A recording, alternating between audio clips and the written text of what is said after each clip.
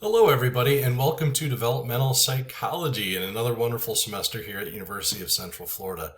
My name is Sean Fox. I'll be your professor for this class for this semester. The purpose of this video is to provide, hopefully, a fairly short introduction both to myself and also to the course, so you can start out this class this semester with a nice, good foundation of what to expect and, to be honest, what my policies are and how to navigate the course overall. Please understand that during this first week, I do start things a little bit light. Every semester, first week, there's always a little bit of flux with students dropping classes, adding classes. So I don't really like getting too much into a lot of detailed information during the first week. But I'll be sure to talk about that towards the end of this video. So let me go ahead. I'm going to share my screen and I'll walk you through basically how the course is set up. We'll go over the syllabus, and I'll give you a few little tips about what to look forward to as we move forward with this semester. So first off, when you go into web courses and you log into this class, you're always going to see this welcome page. Now, on the welcome page for the first week, when you're first logging into the class, I want you to start by clicking the Start Here button. You'll kind of see as I go through the video today and as you go through the class and start kind of playing around with the course yourself. I like using a lot of links and I like using a lot of buttons. In fact, there's a lot of buttons in this course. So obviously, when you're first starting out with it, you're going to want to click this Start Here button. That's going to take you to a welcome module that will literally walk you through step by step by step what I want you to do during the first week of class. I'll come back to this in a second though. So going back to that main screen that was just on our home page, underneath this Start Here button, because obviously after the first week, you're not going to constantly be going to a welcome page over and over and over again. So there's some direct links at the bottom here for the syllabus, my instructor homepage. I'll go over the syllabus here in a second. The instructor page just gives a little bit of a bio about me, some of the different courses that I've taught, academic interests.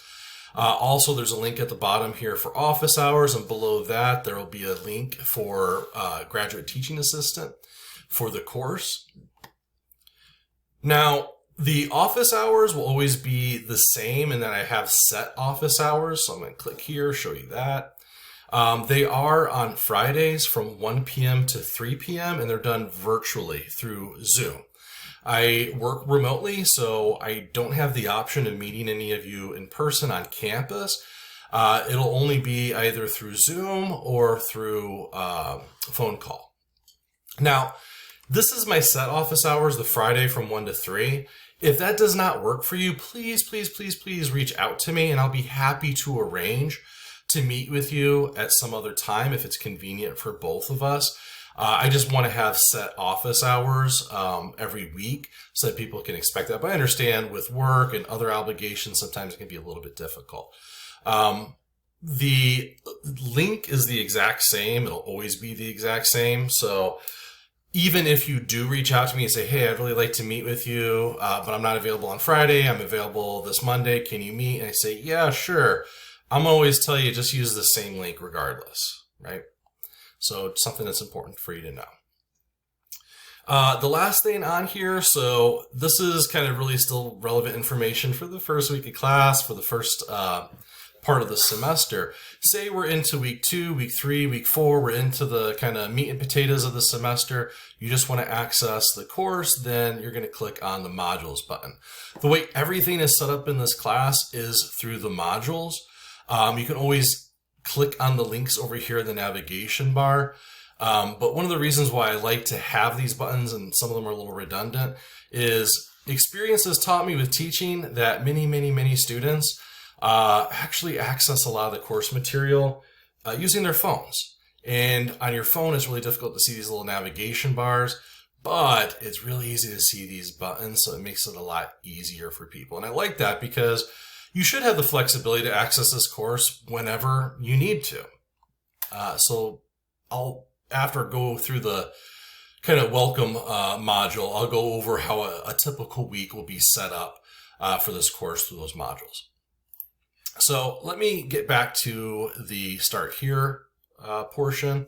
As I mentioned, this is the first week of class, what I expect for you to do during the first week.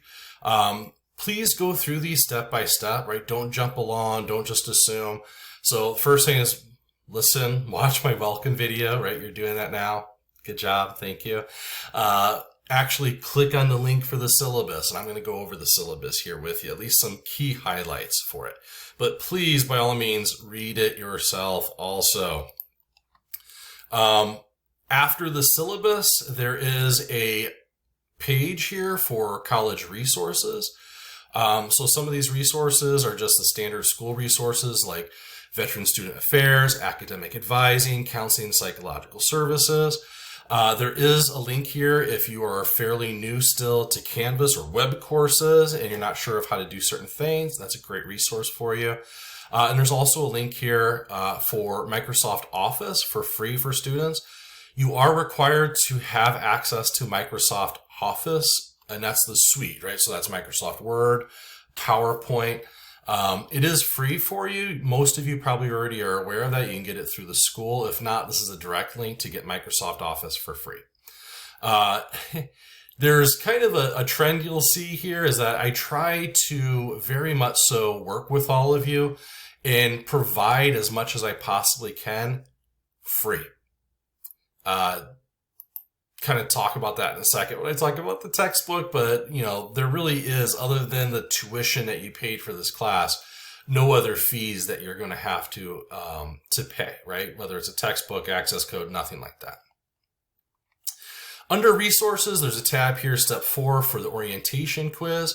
The orientation quiz is how first week attendance is determined. You must take this quiz and pass it with a score of 100%. You have unlimited attempts with it. Once you do that, you get 100%, then two things happen. First thing is you immediately qualify for first week attendance. Second thing that happens is that the remaining course material after week 1 will appear, right? So you have to pass the orientation quiz with 100% in order for the remaining course content to show. The last thing you're going to do here is a introductory discussion board assignment. This introductory discussion board is going to be very cut and dry. In fact, I'll show you that right now. So basically what you're going to do is just share with the class. You're going to mention your name, what your major is, why you're taking this class, and at least one thing that you would like to know about human development this semester. Also talk about which life stage you're most interested in learning about. And just kind of share a hobby or an interest. I'll come back to this in a little bit, but the general discussion boards like this, I have the class broken up. There's something like 125 students in this class, but each of these discussion boards are broken up. So you'll only be really talking to about 20 to 30 students. So that keeps it a little bit more intimate, and it makes it easier for you. So you don't have to scroll through 125 posts. But you do need to do an initial post. I prefer this first week you do it by Thursday. That's usually when these will be due. However, first week I get some students come in late, so I'm a little flexible with that, but please try to get it done as soon as possible. You need an initial post, and you also need to respond to another student's post. The initial posts are usually due Thursday by midnight. The response should be done by Sunday prior to midnight. So now that I went through those, let me pull up the syllabus again. I'll go over the syllabus here real briefly. And of course, please read it yourself, follow along with this information yourself. Listening to this is not a replacement for actually reading the syllabus. So student learning outcomes, very important for you to know. You'll see where learning outcomes will be included in every chapter module that we do throughout the semester. A good way of thinking about what learning outcomes or learning objectives are is this is what I expect you to take from the course. So every chapter, there'll be learning objectives. That is what I expect you to know after going over that topic.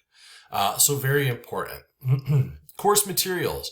The book that we're using is an online book. It's accessible through the UCF library. This is the ISBN. Throughout every week, there will be individual links to the textbook. But if you want to actually pull it up now, download it, sometimes you can do, like little free trials or download the books yourself. Sometimes that you have to pay for. But if you just use the link and just pull it up and read it online, it's completely free. So there's no textbook you have to buy. There's no access code. Like I said, I try to work with all of you. College is expensive enough. You don't need to go paying for a bunch of other stuff. So this is free. Microsoft Office you need. It's free. I will not have you all pay for anything in this course. Outside of that textbook, which is required, right? You do have to have access to it. You do need to have a computer, access to a computer with a reliable internet connection. That computer must have the ability to record sound and video. You are going to be doing presentations during the semester. And also the exams will be online proctored, which means it'll require that camera and the microphone. And then, of course, I already mentioned this, Microsoft Office is also required as well. So make sure you have Microsoft Office on your computer if you don't already. Last part on this, all computers should have this. This isn't anything that you have to buy, but it's worth noting. Make sure you do have Google Chrome. Make sure whenever you access this course, you're using Google Chrome. That's the preferred web browser for web courses. Grade distribution. So there's a couple different assignments for this course. You see them broken down here. Every topic that we cover, there'll be a quiz for that topic. So there's 10 quizzes total in this class, including the orientation quiz for the first week. Out of all of those quizzes, I do drop your lowest 2 quiz grades, and that includes if you don't take a quiz. So say you just forget to do the quiz for that week, it'll get a 0, and that'll count as one of your dropped quiz grades. So there's 10 quizzes total. 2 of them are dropped. They're worth 2 points each for a grand total of 16 points, or 16% of your grade in the class. There's only 100 points possible in this course. I do that on purpose to try to make it a little bit easier for students to understand. Exams. There's a total of 3 different exams in this class. Now, the quizzes are not timed, they're not proctored, they're open note, open book. The exams are timed, they're proctored online, they're closed note, closed book. The exams, there's 3 of them, are based on certain segments of the course. So exam 1 is only going to cover the first few topics, basically the essentials of essential concepts of development, the theories of development, and then birth and infancy. Exam 2 will then cover young childhood, middle childhood, and adolescence. And then exam 3 is going to cover young adulthood, middle adulthood, late adulthood, and the end of life, right? So there's no cumulative final in this course. Just like I dropped 2 quiz grades, I also drop 1 exam grade, and that includes if you end up not taking an exam. The exams are multiple choice. There's 3 total, but again, I drop 1, so there's only 2 that'll count towards your final grade. They're worth 15 points each, or 15% of your grade. Discussion boards. This is where it gets a little confusing, folks. My apologies. But there's 2 types of discussion boards. There's what I call like general discussion boards. So the first 3 weeks of this class, those are the discussions we're going to be doing. That's a traditional discussion board assignment if you've ever taken an online class before. There'll be an initial post. You won't be able to see other students' posts until you post. You need to do that initial post by Thursday, and then you need to respond to a student by the following Sunday. So that's the traditional discussion boards. The first 3 weeks of class are going to have those discussion boards. And then we'll have another general discussion board during the last week of class where we're doing instruction. So basically the last week of the semester before the final. There's a different type of discussion board assignment that you'll also be doing. And this deals with actual presentations. So kind of skipping from here to here, but you will be required to do a presentation on a specific life stage. Those life stages are birth and infancy, early childhood, middle childhood, adolescence, young adulthood, middle adulthood, and late adulthood. I will make it open for you to select, and you select yourself the life stage that you want. there's kind of a give and take here, because if you pick something like early childhood or birth and infancy, that means you're going to have to do those presentations a lot earlier in the semester than something like a presentation on late adulthood, which we're doing at the end of the semester. With those presentations, what'll happen is it's a 10-minute video. You can either do it as like a voiceover on PowerPoint, you can do it as a recording on something like Screencast-O-Matic, through Zoom, through Teams. Choice is yours. You self-select, and you'll have the opportunity to select your life stage in the second week of class. I'll send out an announcement, I'll open it up, and then you go in and I'll tell you how to do it. Select your own life stage. So be prepared now. Start thinking about what you want to do. There's only a certain number of space for each life stage. So if a lot of people want to do it on, say, early childhood, and you're not paying attention to announcements and you don't go in to reserve that spot to select it for yourself, guess what's going to happen, folks? You're going to have to select another life stage. If you don't select it within the time frame that I allow, then that means that you're going to be picked, right? I'll pick for you. So don't let that happen. Now, remember I said there's two types of discussion boards. The other part of this presentation is that you're going to post your presentation to a discussion board. So when we start covering those life stages that I mentioned, the discussion boards will change a little bit. If you're doing the presentation for that week, you'll post your presentation on the Monday. Everybody else then who is not presenting has to comment on one of those presentations by the Thursday. And then the folks who are presenting for that week will have until Sunday to respond or answer questions that are posed to them by the other students. There's, generally speaking, about 15 to 20 spots for each life stage presentation. So it makes it a little bit easier for those discussions.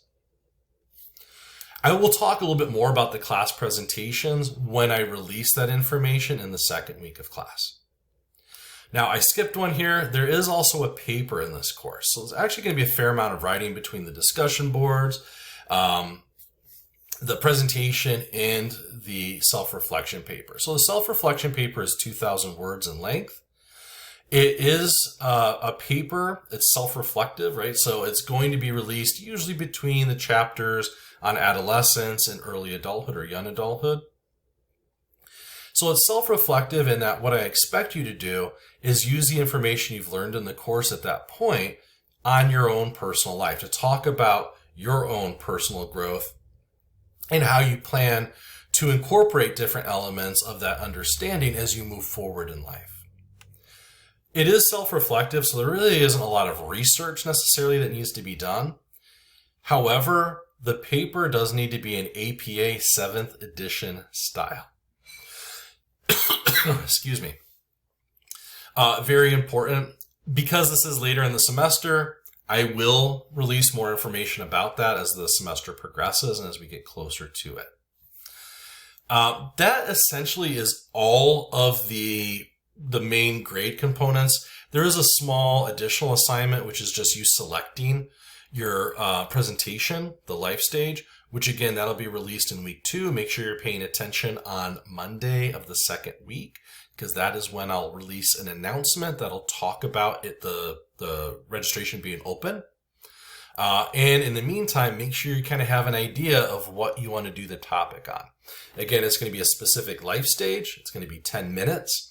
And this is the key thing. It has to be on a topic that isn't really covered in class, right? The idea here is that you are sharing with the class your interest in that life stage and whatever is intriguing you about it, whatever interesting little fact you can present. But again, more will come out about that later. This will be a very interactive assignment, incidentally. I will be reaching out to all of you. You'll have to get my approval for the topic for the presentation a week before it's due. If you have questions about that, you're not sure of what the topic will be, there'll be plenty of time for us to communicate, reach out to one another. So no worries about that. So that's pretty much the key things with the grade assignments. And again, read over the specific parts of the syllabus that talk about it. The schedule's listed below that. Keep scrolling down here. Grade scale, the grading for this course is where it's the plus minus system minus the minus. So you can get a plus, you can get a B plus in this class, you can get a C plus, but I don't do the minuses. This is kind of the best of both worlds. So students who get that plus, who get the B plus or a C plus, benefit from it. But students who wouldn't aren't going to get penalized for getting the minus, basically. So it sounds a little confusing, but believe me, as a former student myself who kind of got the raw end of that deal, this helps you out tremendously. So that's how I do the grading. As far as policies for this course, a couple really quick things to go over. Makeup work policy. So if you do not or don't think you'll be able to submit an assignment on time, I do allow for exceptions for you to turn in work late. However, you must contact me prior to the due date and receive a response from me approving the late submission prior to the due date. That's important to note because keep in mind, I generally do not answer emails after 5 p.m. on Friday. So if you procrastinate, you wait and you think, oh, well, you know what, Sunday, I'm too busy. It's due tonight. Let me just email them and say I'm not able to do it. You're not going to get a response probably until that Monday, which is after the due date, which means you should have submitted that work. So plan ahead. If you foresee something coming up, plan ahead.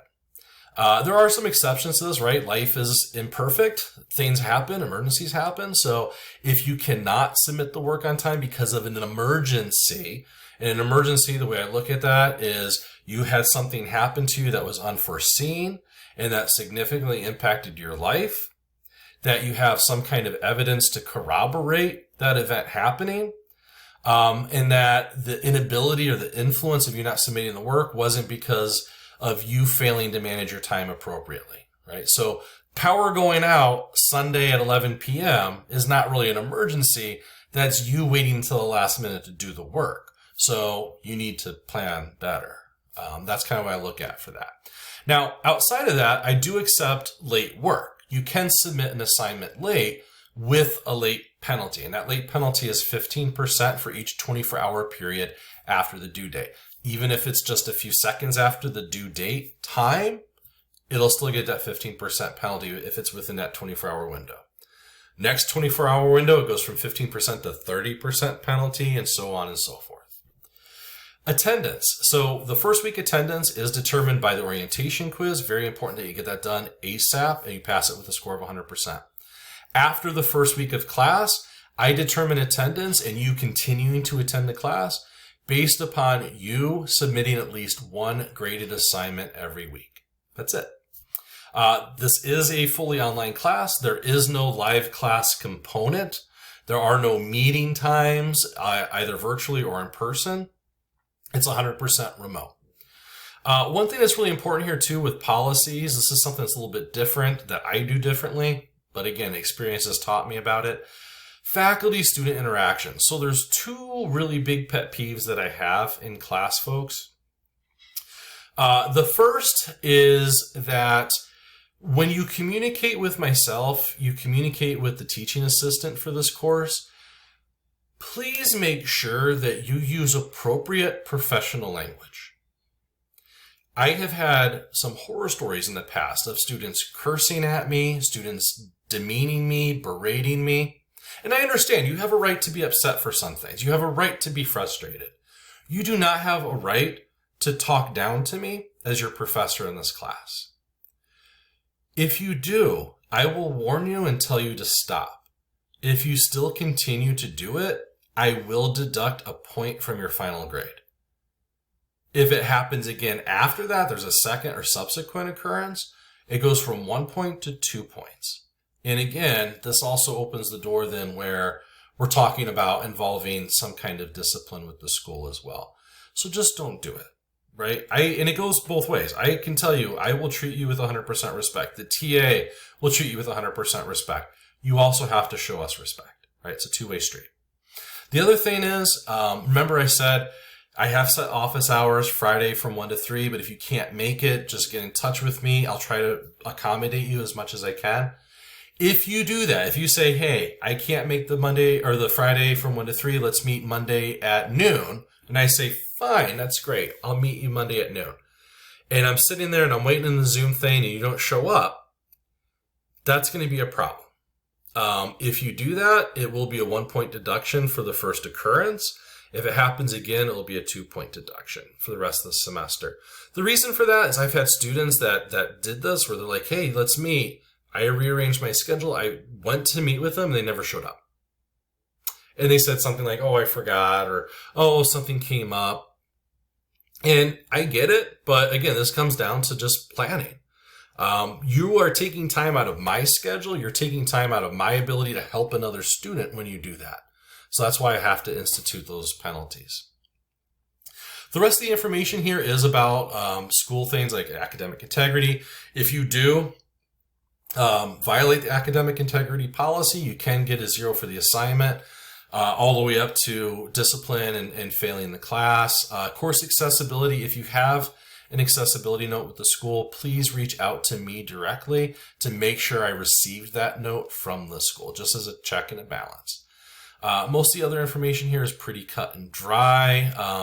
Very important information for you to go over. However, I'm not going to discuss it. You read that on your own. Now, remember this first week, you're listening to the video, you're reading the syllabus, you're looking at those resources pages, you're taking the orientation quiz, passing it with 100%, and then you are doing the discussion. Now, outside of that, when we're getting into the actual course, every week hereafter throughout the semester, they'll always be set up the exact same way. So there's always going to be a main module page, and that is where you're going to start every week. There'll be a little bit of an overview for the topic that we're going to be talking about, and then it'll tell you how you need to proceed. And it's very cut and dry and clear.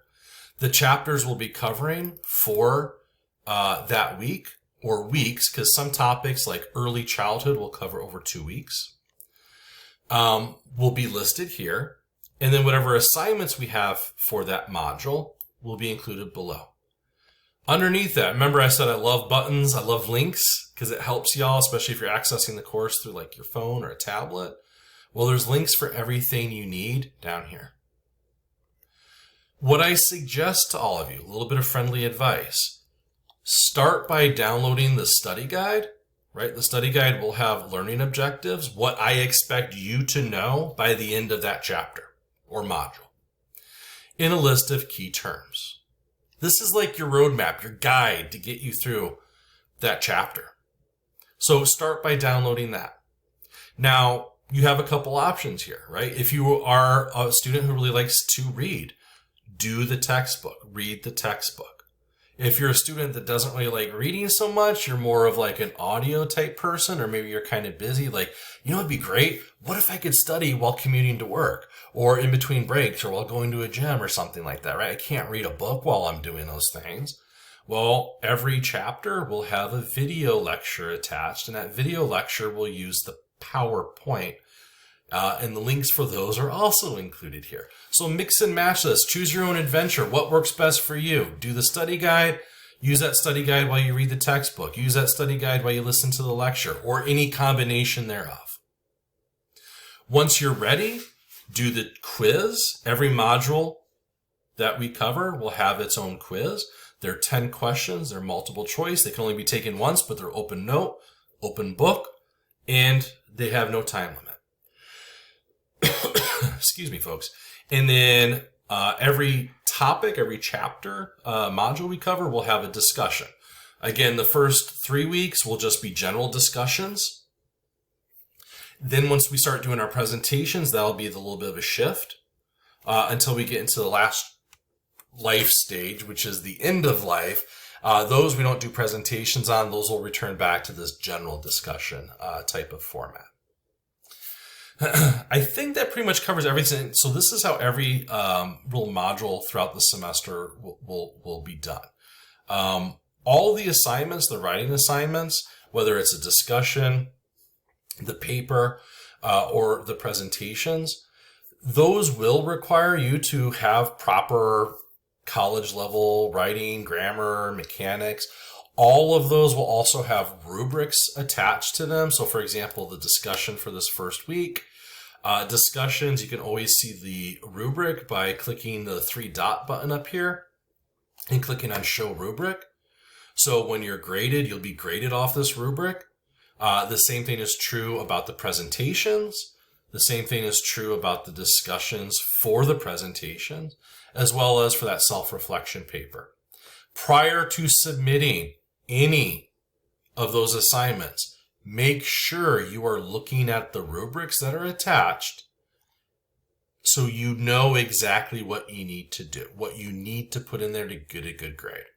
Grading will be done on the rubric as well as through giving you comments about it. The last thing I wanted to leave you with is as far as communicating with me. So the preferred way for you to reach out to me is not through the regular UCF email. It is through this inbox feature in Canvas. I'm not going to click on it because you'll see personal emails that students have sent and stuff. I don't want you to have that information. But pretty cut and dry. I'm sure most of you have been with UCF for at least a semester before. The reason why I say this is the preferred way of reaching me is because I teach a lot of different courses. And it gets real confusing when students just send an email that says something like, I need help with this week's assignment, right? And I don't know what class you're in. I don't know who you are. It gets real confusing. When you send me something through this inbox feature, it automatically will have the course information on it. So it helps me give you a response quicker. I do usually respond to emails within about 24 to 48 hours. Again, Friday after 5 p.m., I won't answer those emails though until Monday. So plan accordingly. This is also the reason why I have office hours on Friday. If you are sending me a really large link, like say your video presentation for me to review, then you can use the regular UCF email. That's fine. But for everyday communication, it's going to be this inbox feature. That's pretty much it. Video is probably a little bit longer than I had anticipated. My apologies for that. Hopefully it was helpful for all of you. And of course, if you do have any questions, please feel free to reach out to me. During the first week of the course, I'll be reaching out to all of you individually just to make sure you're able to access everything in the course appropriately and to see if you have any questions. So again, welcome to the course, and I look forward to getting to know all of you over the next few weeks of the semester. Take care.